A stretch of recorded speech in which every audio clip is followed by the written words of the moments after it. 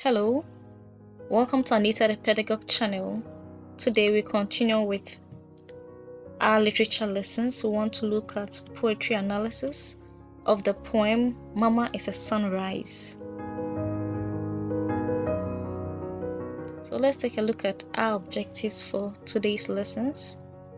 We'll look at a biography of the poet, the title, the structure of the poem, analysis of the poem line after line. We'll look out for some literary devices and their meanings, and the themes deduced from the poem. Let's begin with a biography of the poet. So, Mama is a Sunrise was written by Evelyn Tooley Hunt. She is also known as Thowley, and she became famous for her poem Thoughts Made Purple. This later inspired a writing by Alice Walker, which is The Color Purple. Now, Evelyn Tooley Hunt was born in 1904 in Hamburg, New York, in the United States. She was also one of the first Americans to use the haiku poem style. She had her education at Hobart and William Smith colleges. She later died in the year 1997. So we are looking at a poem written by Madame Evelyn Tooley Hunt. Let's make some progress. Let's take a look at the title, Mama is a Sunrise. When you first look at this title, you get an impression that this poem is going to be about a mother. Obviously, there's Mama there. Then there's also sunrise, and when the sun rises, it's beautiful. When the sun rises, it's day. And when you take a look at the expression Mama is a sunrise, it can also indicate that a mother is a source of joy and plays the role of uniting the family together due to her lovely nature, which can be described as the sunrise. Now, the title tells us the poem is about a mother, obviously Mama, or a good person in a family, and how she serves as a positive impact on her family when you read the entire poem. Let's move on and look at the structure of the poem Mama is a Sunrise. I'll read the poem to you and then we will look at its structure. When we talk about the structure of a poem, we are talking about the makeup of the poem, the number of lines. Does it have stanzas? Are there any unique things about the poem? Does it have a rhyme scheme? Does it have a regular pattern?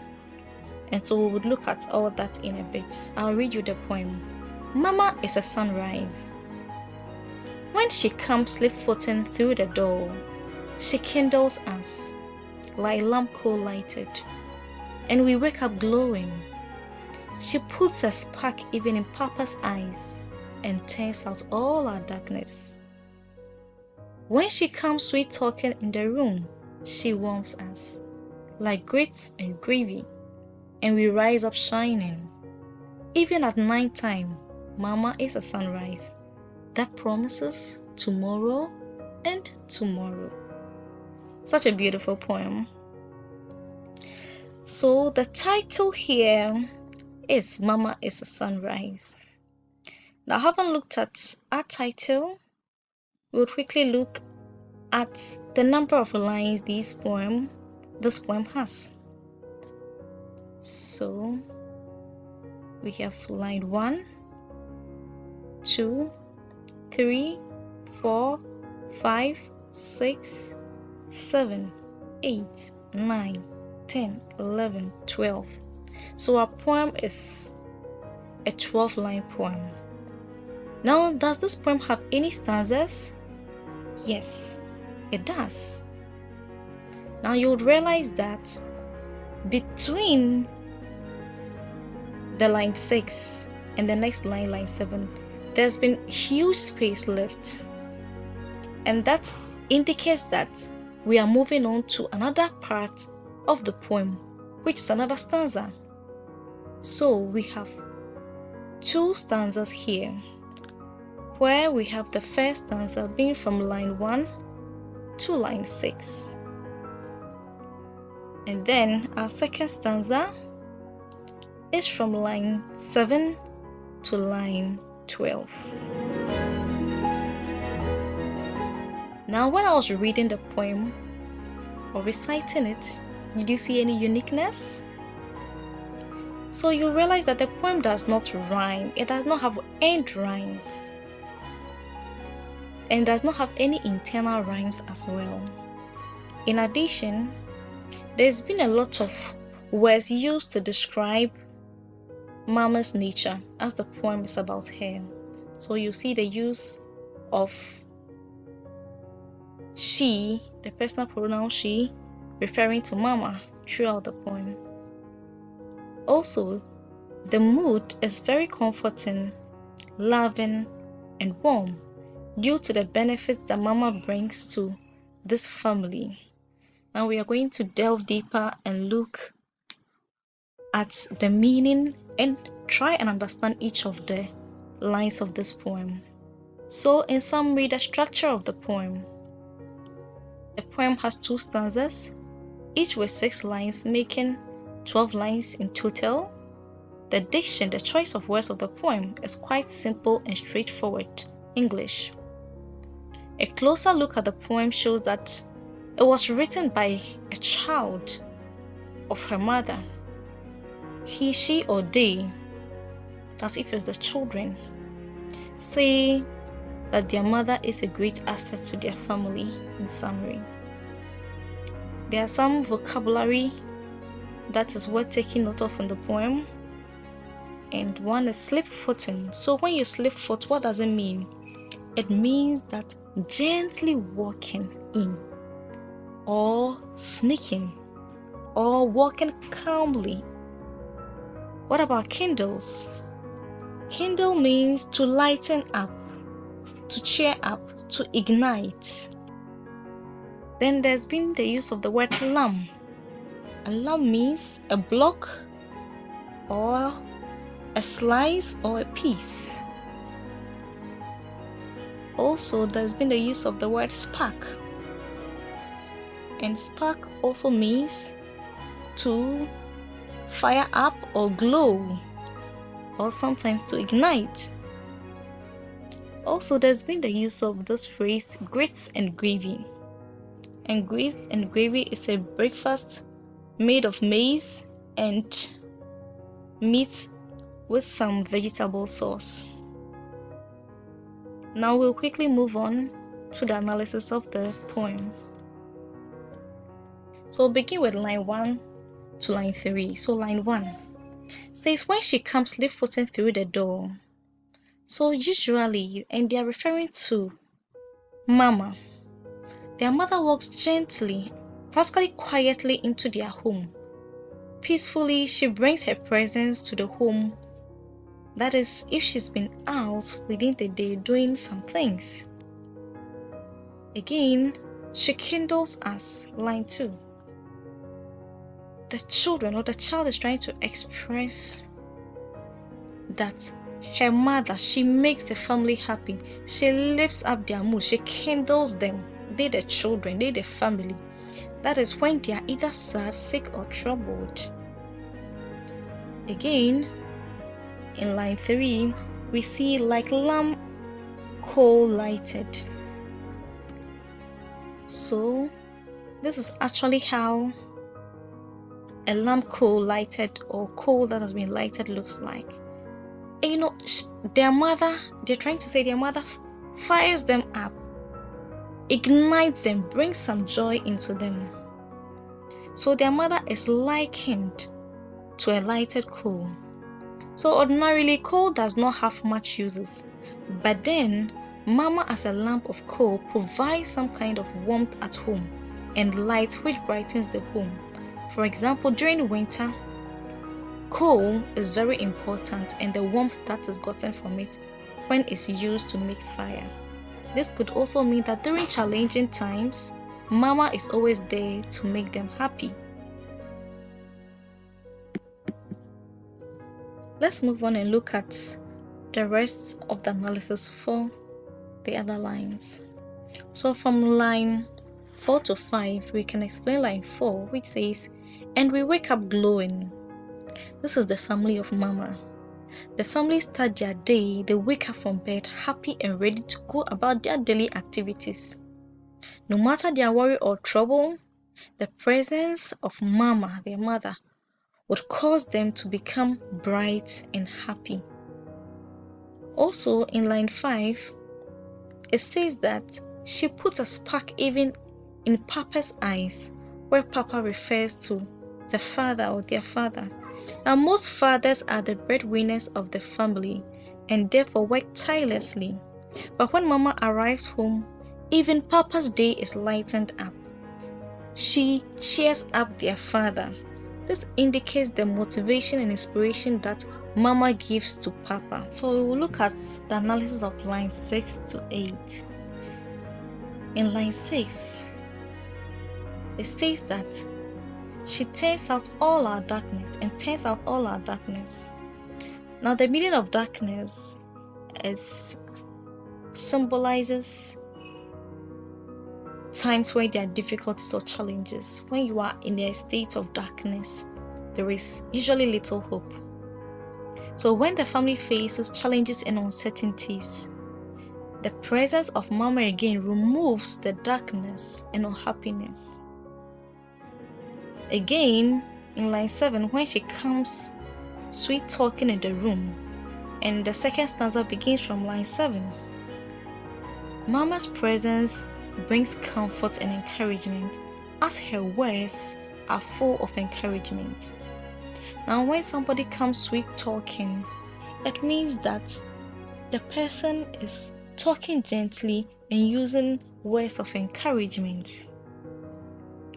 And all these things make the family warm and relaxed and happy. So without doing a lot of fault finding and blaming, as most mothers do, Mama encourages her family and comforts them. Again, in line 8, she warms us, which means Mama protects them from harm. She keeps them close and warms them by creating a friendly, peace and safe environment for them, and serves as a pillar of support to the family. When we look at lines 9 to 12, which are the final lines, line 9 says, "Like grits and gravy." She warms them like grits and gravy. So grits is a kind of breakfast food made of maize, and gravy is a meat and vegetable sauce. Now this meal is usually eaten whilst it's warm. The poem compares Mama's warm presence at home to this complete delicious meal. And this is an example of grits and gravy. Again, "And we rise up shining." After she's warmed them like grits and gravy, they rise up shining. Mama makes sure she feeds them and takes very good care of them. And as a result, they rise up shining in that, as a family, they are all able to rise and achieve their goals. They are successful because their mother has encouraged them. Again, we see in line 11 that even at night time, Mama is a sunrise. So night may symbolize problems and trying times, but when a family experiences any of these problems or challenges, because of Mama's encouragement, they are able to overcome. So even during the darkest time, during night time, during times of despair, Mama is a source of encouragement. And the final line, that promises tomorrow and tomorrow.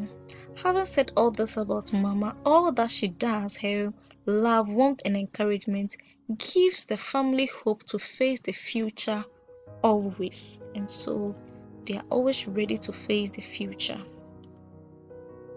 Now let's move on and look at some literary devices in the poem. So there's been a lot of use of repetition. Even at night time, Mama is a sunrise that promises tomorrow and tomorrow. We see this in line 11 to line 12, and there's been repetition of the word tomorrow. Also, the use of simile.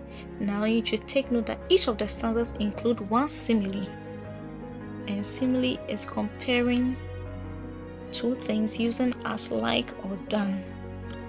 When we look at line 2 and 3, it says she kindles us like lamp coal lighted, comparing how she kindles them to how lamp coal lighted produces warmth.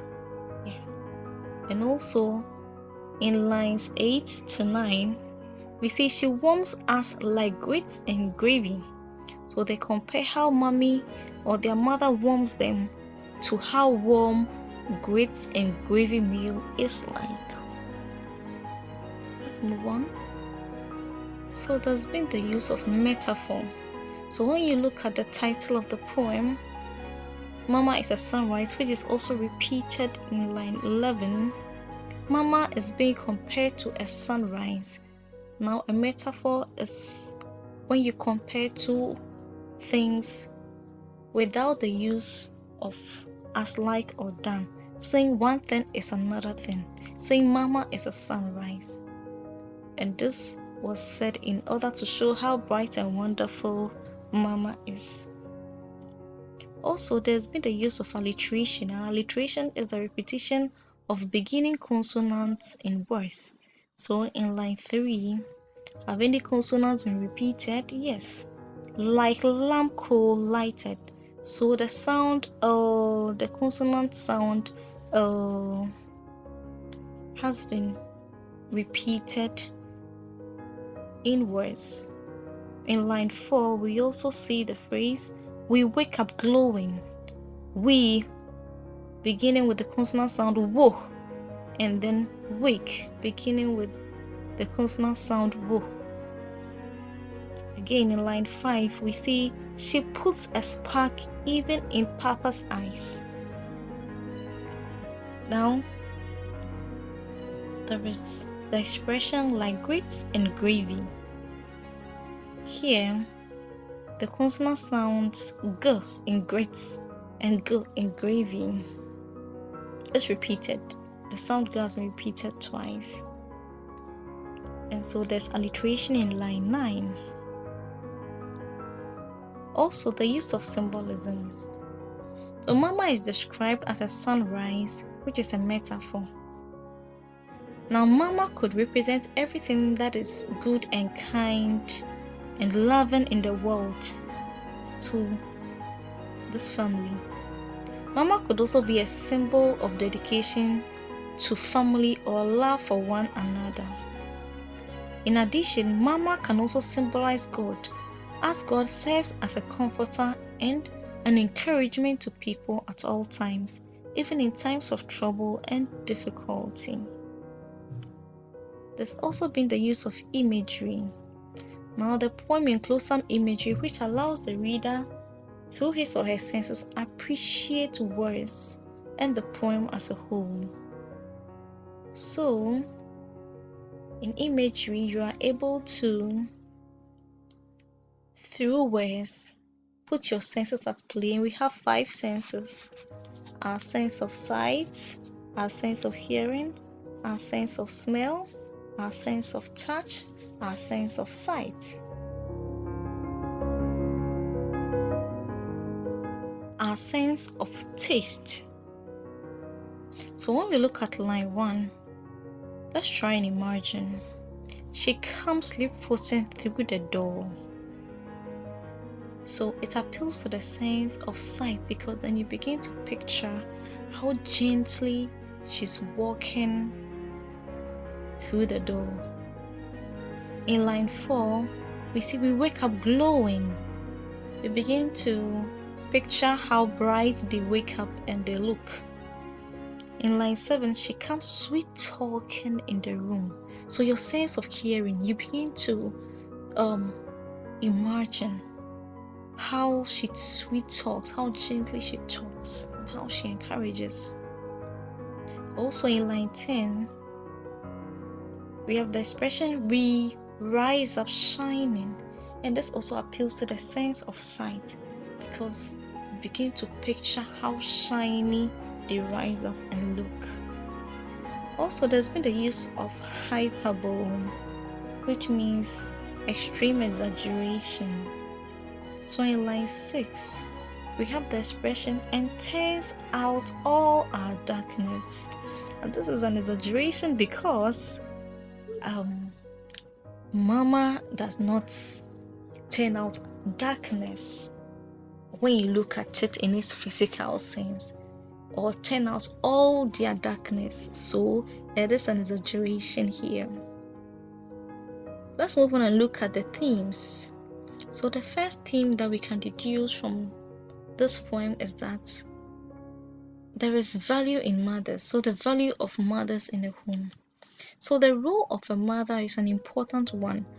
And this poem demonstrates that with all the examples that show that Mama ensures there is peace at home, and the fact that she serves as a support, an encourager, and a beam of light to the whole family. Our second theme is the need to appreciate mothers. So this poem also teaches us to appreciate mothers and all the people who ensure that we are happy and succeeding at what we do. It is very important to acknowledge the importance of such people, and the world recognizes such people by according them a day for their celebration, like Mother's Day. So there's a need for us to appreciate, whether it is your mother, whether it's your father, whether it is somebody who is offering you so much of service, you need to appreciate. Also, the next theme that we are going to look at is the important role mothers play in the home and the community. So mothers generally are very important to the home and the community and nation at large. They play the role of carrying and giving birth to children. They raise and bring up children with a lot of love and support. They are compassionate and tolerant. They do house chores and ensure the home is running together with fathers. And so the role of mothers are one that cannot be overlooked in the society. A quick recap: we've looked at the title, we've looked at the structure of the poem, we looked at its diction and analysis, the literary devices and themes. Now we have other lessons on Anita the Pedagogue channel which you can take a look at. I hope this lesson was useful to you. Please put in your comments and questions and I'll respond to them. Do share, like, and subscribe to this channel. Until I come your way again, keep learning and be the best version of yourself.